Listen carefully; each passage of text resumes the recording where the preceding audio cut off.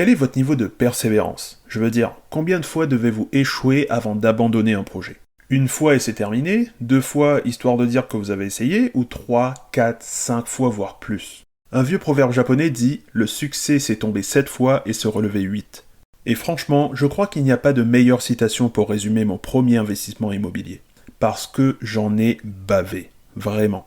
J'étais très mal parti pour devenir propriétaire. Et le pire, c'est que ce n'était même pas à cause d'un manque de connaissances. Non, c'était bien plus profond que ça. J'avais appris, je connaissais les choses, mais quelque chose bloquait encore. Impossible de passer à l'action. Comme quoi, le savoir ne suffit pas. Et je vous arrête tout de suite, ce n'était pas un problème d'argent. Bon, je vais tout vous raconter, mais d'abord remontons à quelques années auparavant. 2020. Je suis salarié depuis 3 ans déjà. Ça fait un moment que j'ai l'idée d'augmenter mes revenus et après de longues recherches et quelques mois de réflexion, je choisis une stratégie, l'immobilier locatif. Vous imaginez bien, je pars de zéro, je n'ai aucune connaissance dans le domaine, quel bien acheter, comment choisir un appartement, comment obtenir le financement, quels sont les gros pièges à éviter, comment coordonner les interventions des artisans, quelle fiscalité choisir. Vraiment, sur le sujet, je dois tout apprendre. J'ai du boulot, j'en suis conscient, et la montagne à gravir me semble insurmontable. Comment apprendre une activité en partant de si loin? Eh bien peut-être que je trouverai des réponses auprès d'un agent immobilier ou d'un conseiller de gestion de patrimoine, qui sait. Sauf que, à ce moment-là, un problème pointe le bout de son nez. Mars 2020, Emmanuel Macron communique. Nous sommes en guerre. Avec ces 4 mots, le président annonce le confinement. Personne ne bouge, mon projet n'a même pas démarré qu'il est déjà sur pause. Impossible de visiter des biens, impossible de sortir, tout le monde reste chez soi. Mais je décide de voir le verre à moitié plein. Je transforme cette catastrophe en opportunité. Après tout, plus de temps à la maison, c'est plus d'apprentissage. Alors j'exploite ces heures à l'enseignement. Les articles de blog, les vidéos YouTube, les bouquins, les vlogs, les réseaux sociaux, tout est une opportunité pour apprendre de l'immobilier. Je deviens une vraie éponge. Je me lève, je mange, je bois, je me couche immobilier. Et mes connaissances grandissent à vue d'œil. J'apprends sur les différents modes d'exploitation, le choix du bien et de l'emplacement, le montage du dossier pour obtenir le financement, les différents régimes fiscaux, le calcul et l'analyse de la rentabilité. J'ai de bonnes bases. Il me manque juste de l'expérience. Mais ça, c'est l'étape suivante. Il n'y a plus qu'à attendre la fin du confinement pour aller sur le terrain. Je me sens inarrêtable, je crois en mon projet. Fin du confinement, c'est le moment. Je commence à rechercher le bien qui va démarrer la construction de mon patrimoine. Je scrute les annonces de vente, j'appelle les propriétaires et les agences immobilières, je visite les appartements. Il faut le dire, c'est un boulot monstre.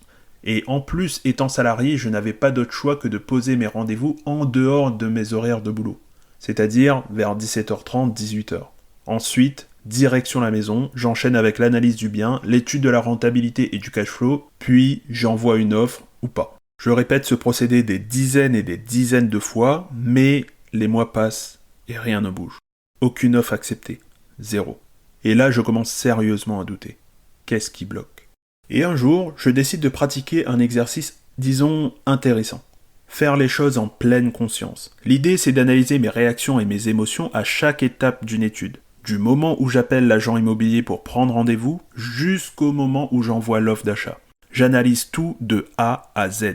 J'analyse ce que je fais, je vérifie que je n'oublie rien, que je parais sérieux pendant les visites, que mes paroles soient rassurantes pour le vendeur. J'analyse ma manière d'étudier la rentabilité, je relis 2, 3, voire 4 fois les calculs, je vérifie que je ne surestime ou je ne sous-estime pas les loyers, pareil pour les échéances de crédit. Et surtout, je me concentre sur mon ressenti. Quelle émotion me traverse pendant les visites, pendant que j'analyse les rentas, pendant que j'envoie les offres. Je scrute tout. Et là, ça fait tilt. Il m'arrivait d'envoyer des propositions d'achat avec des offres un peu limites. Parfois 20, 30, voire 40% en dessous du prix affiché, sans que ce soit justifié. Ensuite, lorsque je recevais un refus, je ressentais à la fois de la déception, ce qui était normal, et un étrange soulagement. Comme si, au fond, j'étais content que le projet n'aboutisse pas. Et pourquoi d'après vous? Parce que j'avais peur. La peur de me lancer, la peur de ne pas être à la hauteur. La vérité était là, le vrai blocage, c'était moi. Je m'auto-sabotais. Et tout le savoir acquis pendant le confinement ne servait à rien. Parce que je fuyais l'action. Mais ok, c'est pas grave. L'avantage de mettre le doigt sur un problème, c'est qu'on se donne enfin une chance de le résoudre. Je me laisse pas démonter et je dresse un plan d'action en 3 étapes pour revenir dans la course. Étape 1, clarifier. La clarté, c'est ce qui fait la différence entre un projet et un rêve. Quand vous avez un projet, vous savez où vous voulez aller. Par exemple, investir dans l'immobilier n'est pas un projet. Disons que c'est du même niveau que de se mettre au sport. Quel sport? La course? La musculation? À quelle fréquence? 1 fois par jour? 3 fois par semaine? Pour atteindre quel objectif? La prise de masse? La perte de gras? Un projet doit être clair, avec des exigences spécifiques, des dates, des actions, des limites à ne pas dépasser, alors je pose tout sur une feuille blanche. L'objectif de ce premier projet immobilier, le type de bien, le lieu visé, la surface idéale, le mode d'exploitation souhaité, le public visé, parce que quand on sait où l'on va, on a moins de chances de s'égarer. Et ce qui nous fait peur dans l'immobilier, c'est perdre. Perdre notre argent, perdre notre tranquillité, perdre notre confort, perdre notre temps, ou encore se perdre soi-même. Alors, je me donne une direction. Et là, une partie de mes craintes s'atténue. Je me sens plus rassuré, moins en danger. Je sais où je vais. Et après cet exercice, mes objectifs sont clairs. Maintenant, je passe à l'étape suivante. Étape 2, détruire les objections. Selon Tony Robbins, la seule chose qui vous empêche d'obtenir ce que vous voulez, c'est l'histoire que vous vous racontez. Alors, j'ai changé l'histoire. J'ai brisé toutes mes croyances limitantes. Du moins, j'ai tenté. Armé d'une feuille A4 et d'un stylo, j'ai posé toutes mes craintes potentielles sur le papier. Et en face de chaque peur, j'écrivais une solution existante. Par exemple, j'avais peur d'investir dans l'immobilier parce que ça m'engageait avec des gros crédits allant jusqu'à 6 chiffres et je n'avais jamais côtoyé ce genre de montant auparavant. Ma réponse était de commencer petit. Fixe un montant maximal comme 80 000 € par exemple. Autre peur que j'avais, c'était les loyers impayés. Je craignais de me retrouver avec un crédit à rembourser sans entrée d'argent. Et j'ai posé comme réponse, il existe des solutions comme la garantie de loyer impayé ou le garant. Et si je me suis rendu compte très tard que ma peur me bloquait, je me suis également aperçu que j'avais les réponses contre cette angoisse. Et croyez-moi, c'est un exercice plus difficile qu'il n'y paraît, puisque ça demande de mettre de côté l'ego, d'accepter ses peurs, ses angoisses et ses défauts. Pendant cette activité de remise en question, j'étais mon propre coach. Et après cet exercice, j'étais rassuré, je me suis senti libéré, je pouvais enchaîner enfin sur l'étape 3. Étape 3, passer à l'action.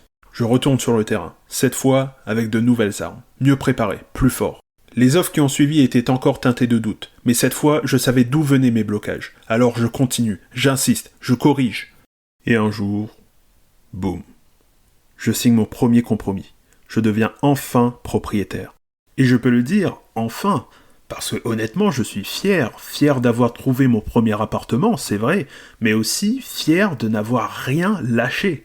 Je suis tombé 7 fois, mais je me suis relevé 8. Et la 8e fois, c'était la bonne.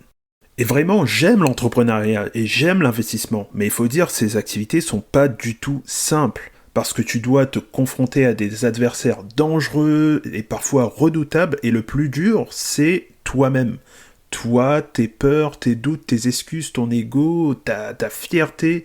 Et les meilleures armes pour préparer ce combat, c'est la clarté, la confrontation aux croyances limitantes et les actions imparfaites, mais répétées et corrigées au fur et à mesure. Et depuis ce premier achat, eh bien j'ai continué à investir, mais je n'ai jamais oublié cette première bataille. Pas contre le marché, pas contre la concurrence, non, c'était contre moi-même. Et toi, si tu te sens bloqué aujourd'hui, va pas chercher des nouveaux simulateurs, des stratégies loufoques et complexes. Non, cherche en toi. Commence par un pas et tu verras, le reste suivra. Avant de finir, j'en profite pour caler un instant promo. Si l'immobilier t'intéresse, tu peux télécharger ton calculateur de cash flow dans la description. C'est un calculateur qui m'a sauvé la vie plus d'une fois puisqu'il m'a permis de calculer le cash flow potentiel des biens que j'étudiais. J'ai eu de très bons retours de la part de ceux qui l'ont utilisé, d'ailleurs merci à vous si vous en faites partie, le lien est dans la description, foncez. Si cette vidéo t'a plu, n'hésite pas à me le dire en t'abonnant, en likant ou directement dans les commentaires. Et sur ce, prends soin de toi et continue à construire ton empire même si tu pars de rien. Salut.